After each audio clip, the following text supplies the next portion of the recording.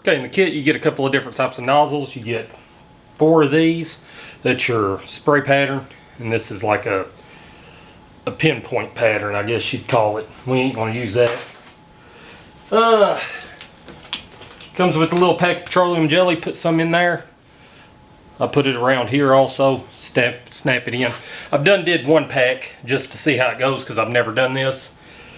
It actually went pretty good. You shake them up. Petroleum jelly.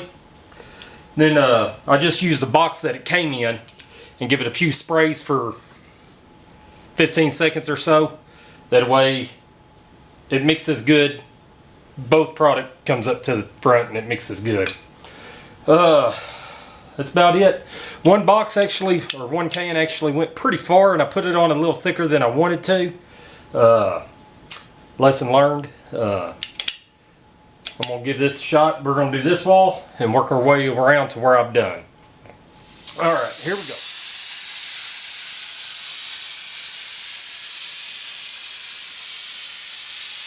Kind of satisfying. Isn't it?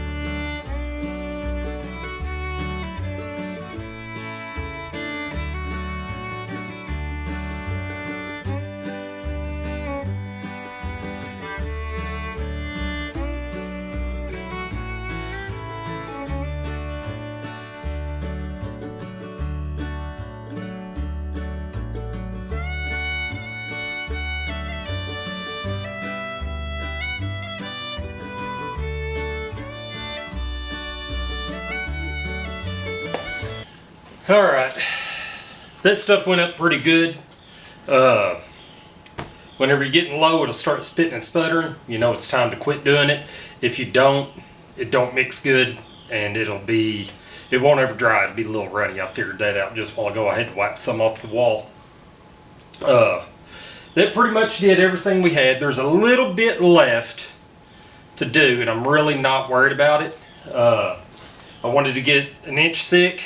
Got it about 1.5 inches in some spots and probably 3/4 in other spots. What I used to gauge it was the nails that I put the siding on with, how far they were sticking out, and I used that as a gauge to know how thick I was getting it. Other than that, stuff went up pretty good. It's a little expensive, but it air seals and it helps protect your OSB from moisture coming in from the inside of it. That's about it. Hey, I appreciate y'all watching. Like, subscribe, share it with somebody that might be interested. God bless, and stay healthy.